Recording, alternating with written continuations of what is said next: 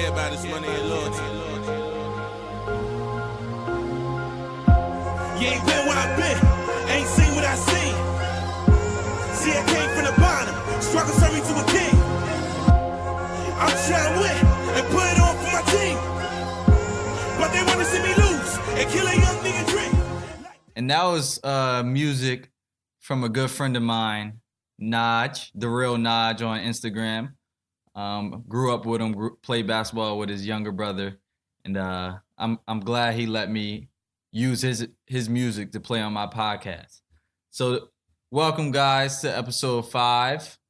I hope you guys enjoyed the previous episodes. I'm your host Reggie Coleman, and today I have the known guest by now, David Broach. Thank you for having me again.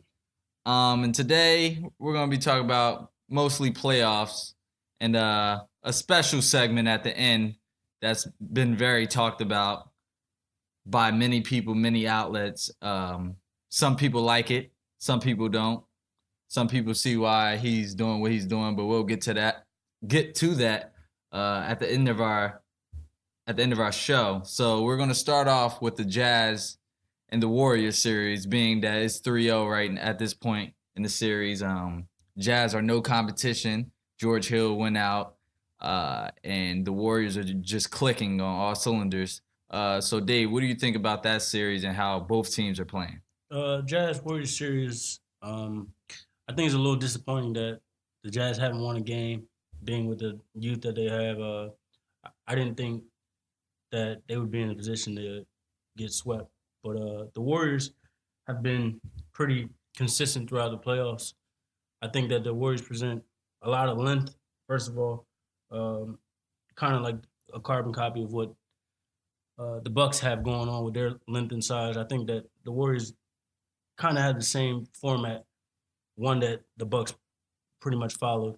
I think that's going to continue to be their strong point, along obviously with their shooting. But defensively, they've been really well. Offensively, they've done a very good job of sharing the basketball and not necessarily depending on one guy. With the 3 guys that they have, in Klay Thompson, Steph Curry, and Kevin Durant. Also, you add a guy, Draymond Green.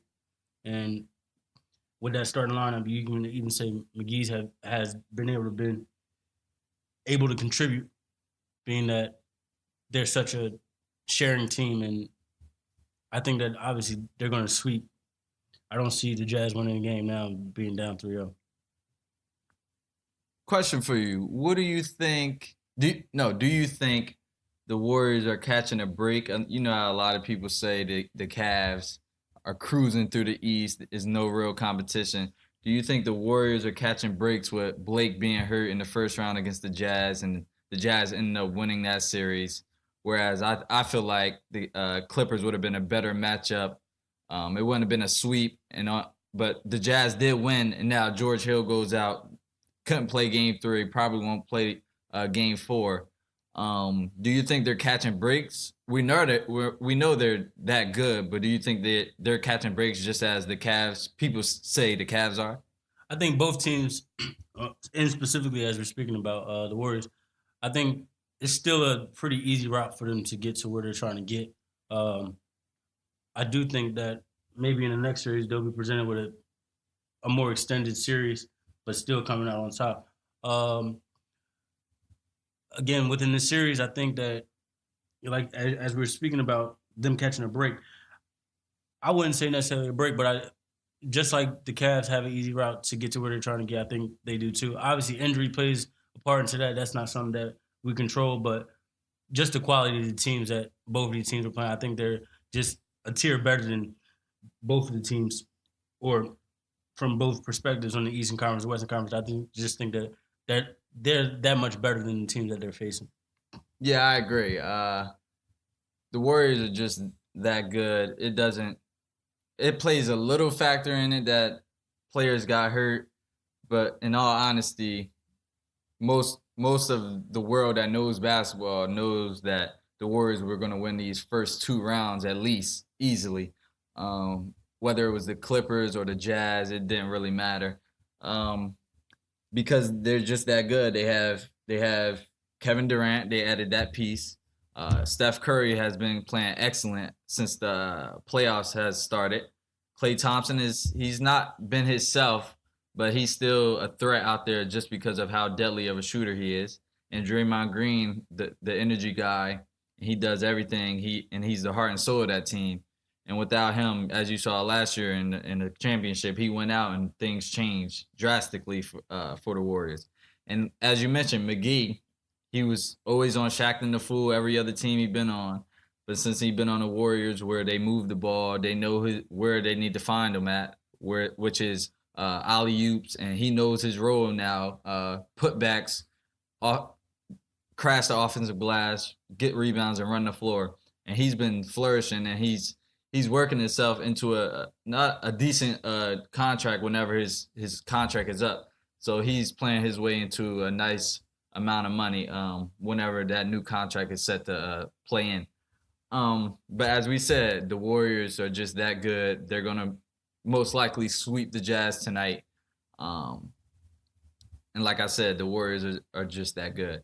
So moving along, let's talk about the Boston Wizards series, which is a pretty good one. I think it's going to go 7 games. You have 2 elite guards, one in John Wall, who's elite in a way that he does it with the points and the assists, and where you have the other elite point guard in Isaiah Thomas, who he averages about 5 assists, but he's more so a scoring guard.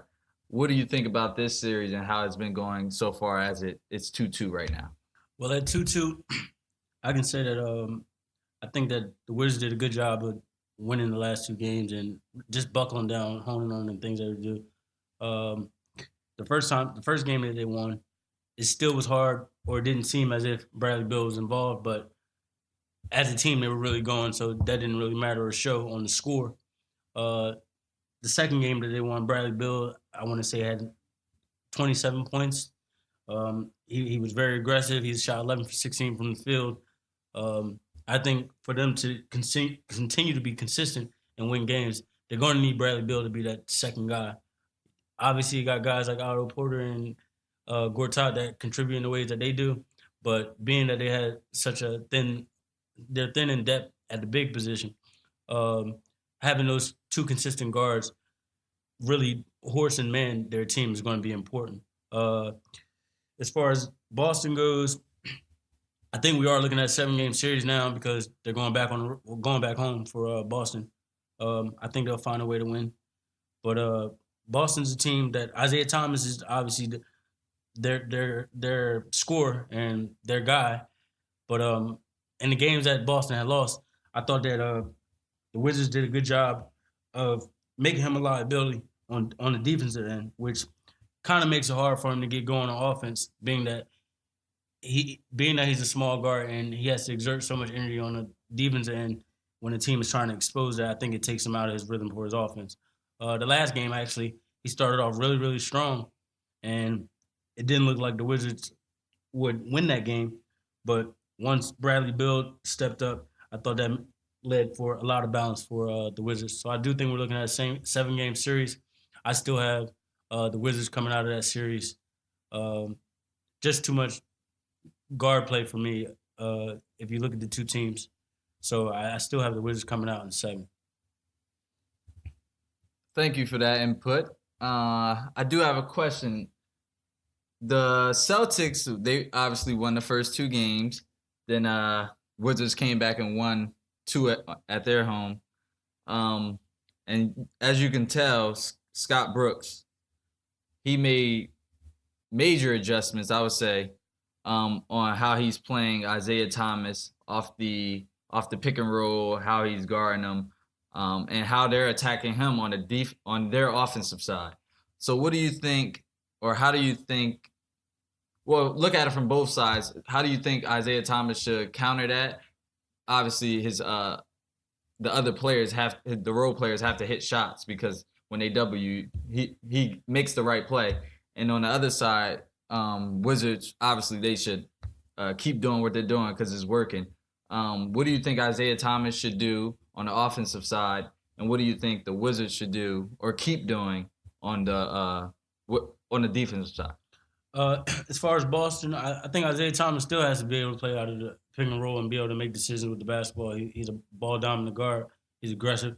Um, he has to continue to be able to get to the free throw line, which he's done really well. If not, he's been able to finish at the basket. So both of those things, just playing off the ball screen and being able to be aggressive and play the way he likes to play, I think that'll be a more effective way for Boston to be able to get involved. As you said, also, he needs his role players and other guys to just do their job. And when he finds them in open spots, just be able to make plays and hit shots. For the Wizards, on the flip side of that, I think that the Wizards have to stay aggressive with Isaiah on the offensive end because teams overall and players that usually bring pressure don't like to be pressured.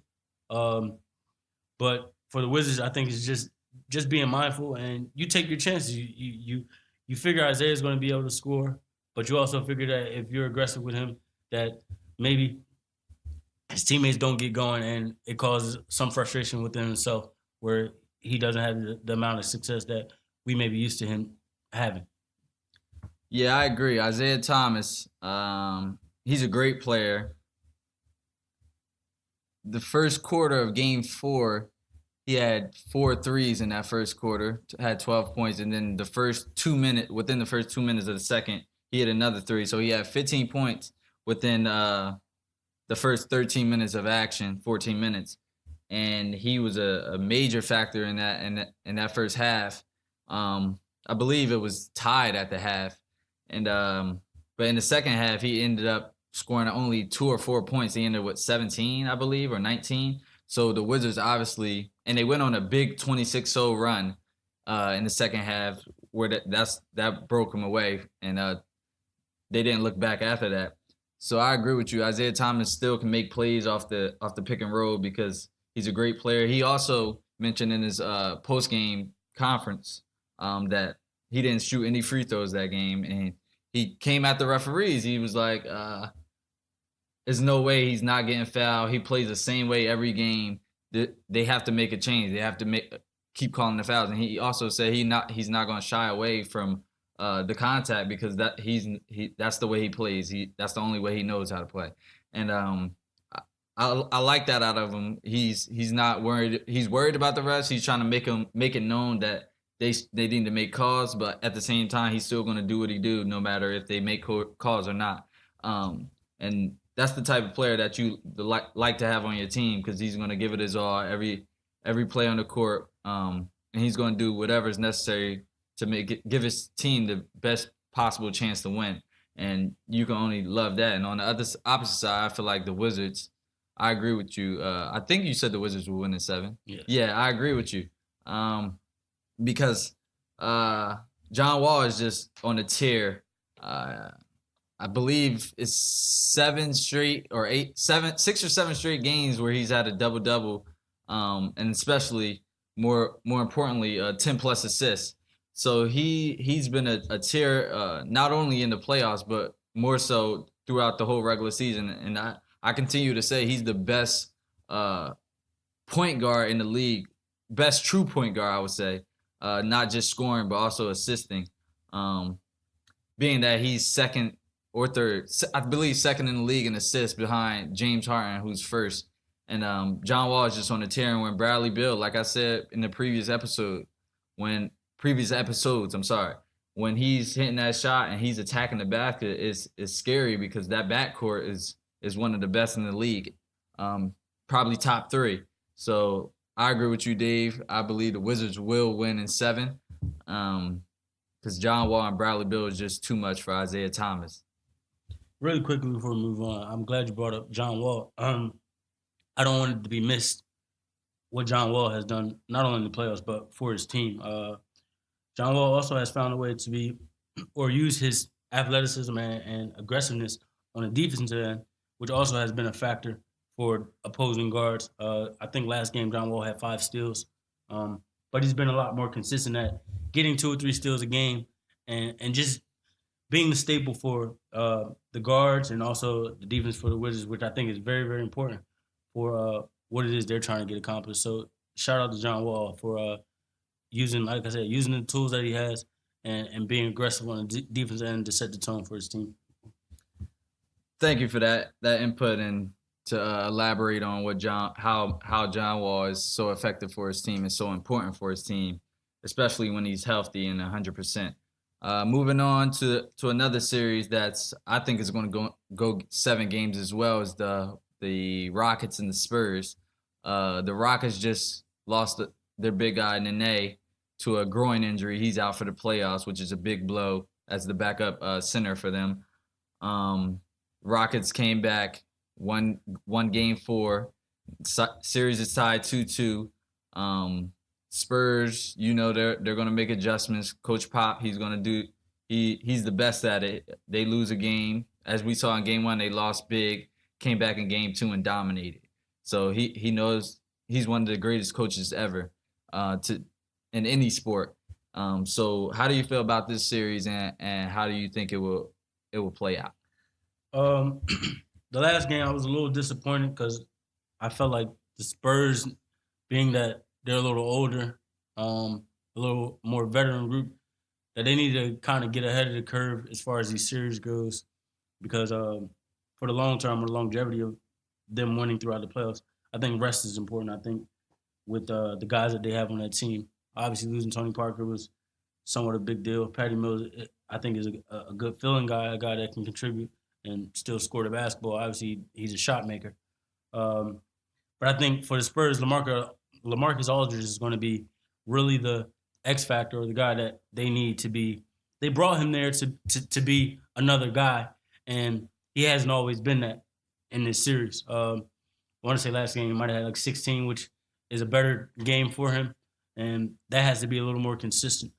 Kawhi Leonard obviously is their guy, and for the first time in a long time, I think the Spurs finally have a guy that can be the man. The Spurs never really had that. They always had a lot of balance, a lot of contributors. Kawhi Leonard, to me, right now, is turning the corner to be one of the 2 best players in the league, obviously behind LeBron James. I would still say is number 1, but I think LeBron is number 1. He's been number 1 for the past about 12 years. That's an argument and debate for another time. Okay. But I would agree that he's still the best player in the league. So, like I said, for the Spurs, Kawhi Leonard, I think, is really starting to turn that corner and show that he can be the guy. And the reason I say that is because every night Kawhi Leonard is going to guard the best player. And so far, he showed that a lot of those nights he's going to give you 25 plus and be able to score the basketball still. We've seen him take a lot out of veterans and retirees like Kobe Bryant and Michael Jordan book, just playing 15 feet out, back to the basket, being able to get to his spots and just raise up over guys and score the basketball. So the more that he continues to polish his game on the offensive end and just extend his range, be a more consistent 3-point shooter, I think that he really can be that guy, not only for the Spurs but for the NBA. Houston, I think took a huge blow with Nene getting hurt. Because actually last game they used Ryan Anderson at the 5. They started the second half actually with Anderson playing in that position and getting more minutes at the center position, which is not something we're always accustomed to. So it's showing that they're a little thin at the big position. But James Harden is still James Harden, so he gives them a puncher's chance. I still, like you said, I see 7 games.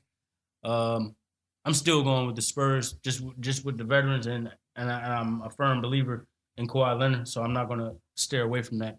So I say Spurs in 7 for that series. Well, gotta disagree with you. I think the Rockets are going to win in 7. James Harden, as we all know, he's a beast. But I think the X factor is, and he most times he always is Patrick Beverley, who just lost his grandfather. This has been a playoffs where players have lost family members. Most importantly, Isaiah Thomas and now Patrick Beverley. And he's always inspired on the court, but I feel like he's going to play with the extra edge. He's going to get into whoever the guards are on the floor for for the Spurs, being that Tony Parker is out. So Dejounte Murray, Patty Mills, whoever they throw out there, he's gonna terrorize them because he's a bulldog on the court. He doesn't care. He makes hard fouls. He takes hard fouls. He's their heart and soul. I feel like, just like I said before with Draymond Green, Pat Beverly is their heart and soul. He makes them go. We all know they have James Harden and Lou Will and Eric Gordon off the bench, but Pat Beverly, he brings the emotion, the energy that they need to excel and be a great team that they were in the regular season, and that they have to be to beat the Spurs, who have a championship pedigree. They have Kawhi Leonard, who's the best two-way guy in the league, in my opinion. He's definitely top 3 players in the league. LeBron is number 1, but yeah, that's for another time. But Kawhi Leonard for the Spurs, though, I think for them to win, I feel like Pau Gasol and LaMarcus Aldridge are big factors because they've been inconsistent. More so in this series, LaMarcus hasn't been hitting his mid-range jumpers, and Pau Gasol, he's moved out to the point line a lot, but he hasn't been hitting his shots as well. So I think the 2 big guys on their side, also with Nene being out, they have to take advantage of the smaller lineups that the Rockets are going to play with Ryan Anderson, who's about 6'8", 6'9", and you have Aldridge, who's 6'10", and Pau, who's 7 foot. So they have to take advantage of their height and not just settle for jumpers all the time. Have anything else with the Spurs and Rockets? Also, no. I said I disagree. The Rockets will win in 7. All right. Really quickly, he said something that was very important. I wanted that to be known. Kawhi Leonard is definitely the best two-way player in the league. Other than that, as he said, as far as interior, I think that the Spurs have to use that to their advantage to be able to come out of this series. It would be disappointing knowing that the Rockets lost another big and they weren't able to take advantage of that. Yeah, and like I said, LeBron is the best player in the league. And speaking of LeBron, let's talk about the Cavs and the Raptors series, which ended in a sweep again. LeBron and the Cavs, they swept in the first round. They swept the Pacers in the first round, and now it's the Toronto Raptors in the second round. LeBron he's looking better than ever at 32 years old, 14th year in the league. He's looking like he's not aging. Then you have Kyrie, he hasn't been shooting well, but he shows up when it's most important in the fourth quarter, and he closes games. And Kevin Love, he's been really struggling. So he needs to find his rhythm, whether it be in practice, but he needs to find his rhythm for them to ultimately, win the championship, because they need the big three to play well as the other players. But more so in the previous series against the Raptors, Kevin Love hasn't been performing, but one player who has was Kyle Korver, who's been his jumper is looking better as the more games he plays with the Cavs. So what do you think about that series? I know it's over already, but we can briefly talk about how that series went and what you saw and what you liked and didn't like from both teams. Well, I'm going to start with the Raptors because I don't have a whole lot to say about them. They were terrible. Terrible. I thought Serge Ibaka would have helped and been just a little more of an asset for that team, being that they've had Kyle Lowry and DeRozan there. Kyle Lowry, for whatever reason, every playoff seems to go missing. Injury is not something you control. I see he got hurt. It was sad and not a good thing, and obviously showed that series was over to not have him out there.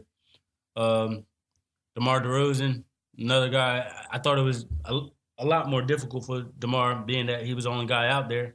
So it made it very easy for the Cavs to do what their game plan was all along and double teaming him. Yep. So I thought that's all really I can say about the Raptors. As far as the Cavs go, as you said, Kyrie has been closing the games for him. LeBron has been LeBron, but down the stretch, even when it seemed as if they might let one get away, Kyrie has been Kyrie in money time. They're going to need Kevin Love to be, as you said, consistent. But I also realized that this last game, it was almost a slap in the face to the Raptors. Tyronn Lue took the time to try some different lineups and smaller lineups, honestly, just putting different guards out there with each other. And it was an opportunity for a guy like Kyle Korver to do what he does and make shots. I think that'll be another add-on or asset as they expected it to be when they signed him, as they make their playoff run. So as far as that series goes, like I said, the Cavs were the Cavs. I thought they raised it up a level from the series before. And as I heard LeBron say in the interview along with Tyronn Lue, they have another level. I do think they have another level. And excuse me. I think that for them to get accomplished what they're trying to get accomplished as far as winning the championship, they have to reach that other level. Because you're talking about, like I said, a tough team in the West, a tough two teams, regardless whoever it is that comes out of the West, that is going to be ready and going to be on their P's and Q's. And you can't have any slippage at this point. You need to be getting better each round. So the Cavs still look like the Cavs. Like I said, they got better in that series, but it's still work to be done. Yeah, I agree. There's not much to talk about as far as the Raptors go. DeRozan can only do but so much by himself. And like you said, the Cavs double-teamed him off every screen. And even if it wasn't a screen, a player would just run off their guy and run to him and make him give up the ball. And in Game 4, the Raptors, the other players actually did hit shots, but the Cavs were just too much. They're just too good. And that's why they won the game. Ibaka had a big game. He had 25-plus points. PJ Tucker had a double-double. But the Cavs were just too much at the end. Kyrie Irving went on an 11-0 run by himself. And I don't know why Corey Joseph was so far up guarding him, but Kyrie Irving was just toying with him with the incredible handle that he has. Corey Joseph had no chance at guarding him, and the help side wasn't there for the Raptors either. So all in all, the Raptors, they just weren't there in that series. And like you said, Kyle Lowry, he got hurt. You never want that on a player, but also more times than not, he doesn't show up in the playoffs. And as far as the Cavs go, like you said, they're the Cavs. They're breezing through this Eastern Conference. But you can't overlook just because they're sweeping people that it's really that easy. They're just really that good. Because they played against a Paul George who's an all-star, DeMar DeRozan who's also an all-star. And next round he'll play against another all-star guard, no matter whether it be Isaiah Thomas or John Wall. Also Bradley Beal. But like I said, LeBron is playing like he doesn't age. He's 32 years old in his 14th year and still putting up crazy numbers. And I think a lot of people overlook his greatness and take it for granted because he's been doing it for so long. It hasn't wavered. And last but not least, our last topic of the day, which most people have been talking about it for the past week or so. Actually, for a while now. Lavar Ball, Lonzo Ball, he had a sneaker that just released for $495. They also, they didn't release. It's available for pre-order.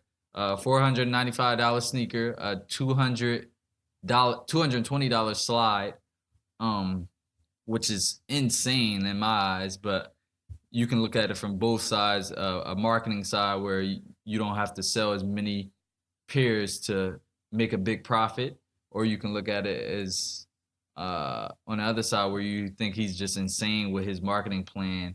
But like Lavar Ball, he said, big ballers, they'll be able to afford that sneaker. And if you can't, you're not a big baller. So what do you think about this whole fiasco of $495 sneakers and this Big Baller brand sneaker? Where do I start?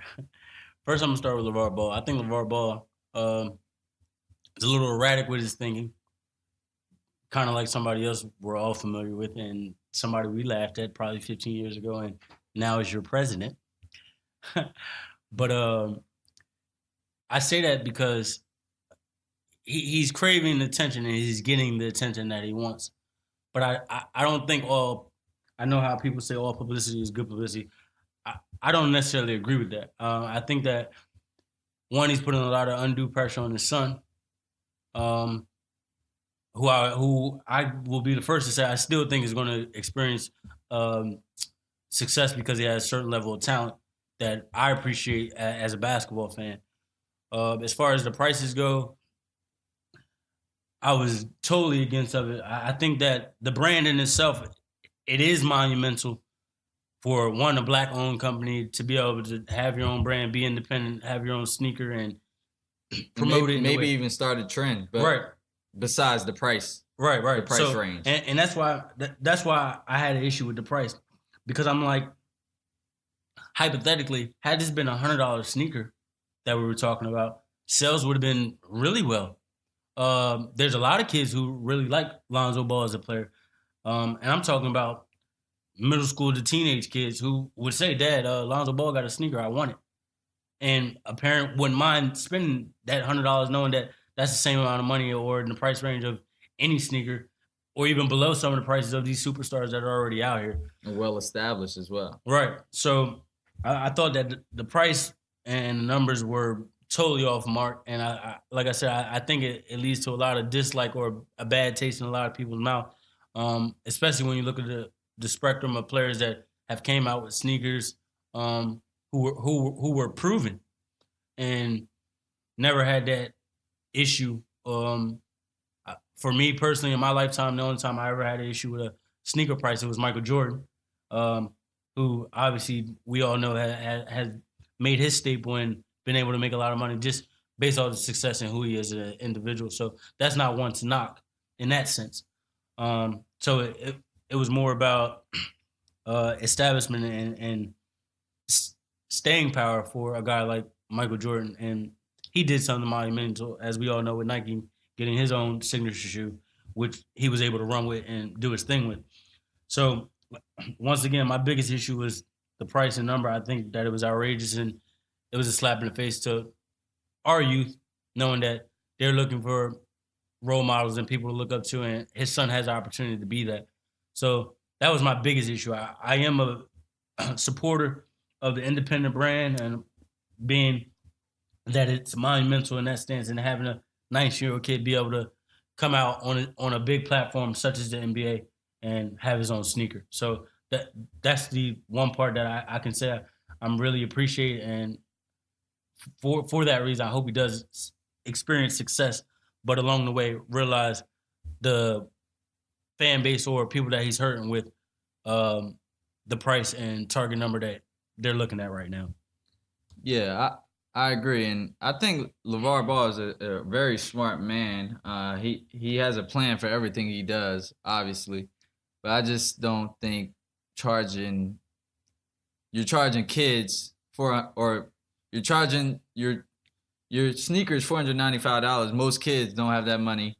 A lot of kids don't, and they're gonna have to ask their parents if they can buy it for them. And most families aren't rich. So the middle class or lower class, that can be a whole paycheck for some families. And they just can't do that. And Lonzo Ball is a great player. I think he's a humble player as well, but his dad is overshadowing him. And it's looking bad. It's trickling down to his sons because of how outspoken he is and how he doesn't really care what he says and how he goes about his business. I enjoy that it's a black-owned business, like you said. He supports his sons to the fullest. I love that. But at the same time, he's charging $495, which it makes his kids look bad because maybe some people may say they should have said, "Dad, this is too much." but maybe they did say that. But he's such an alpha dog, and he that's his brand. He's gonna do what he wants, and like you said with the other brands, Jordan brand, LeBron's, all the Nike brand, all the high profile players that have sneakers.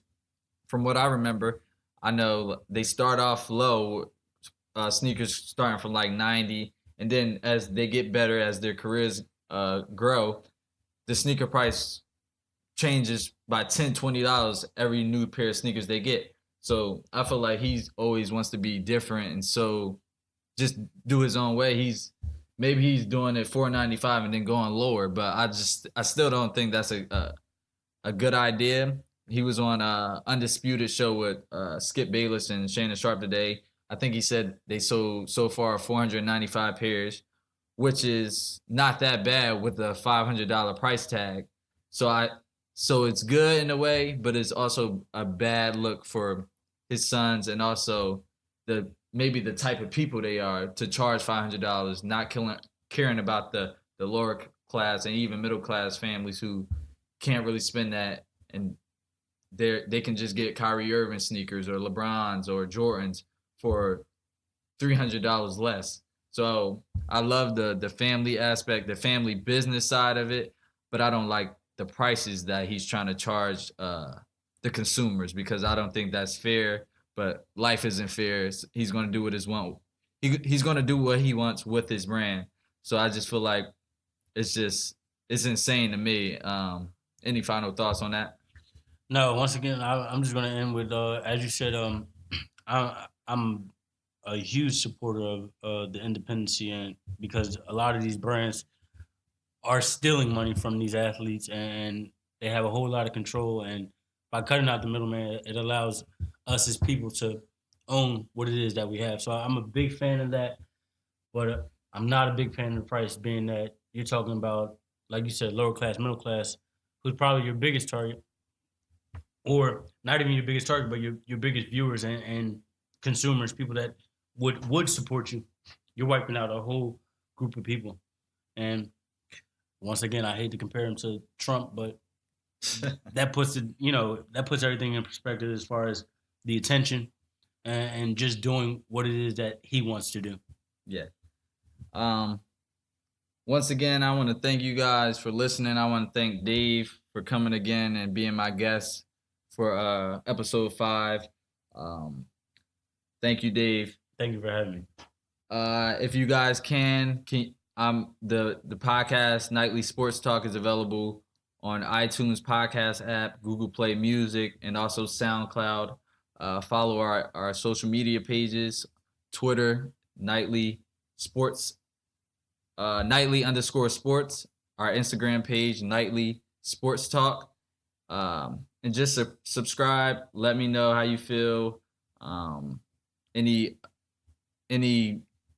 subjects you want me to talk about. I just want you guys to give me honest feedback so I can get better and keep this thing going, because I enjoy doing what I do. And I just want to give you guys just a different perspective from other people. I just trying to keep it as real as possible with my talk and my guest talk, my friends talk. I just hope you guys enjoyed this episode, and I will see you again on episode 6. Thank you.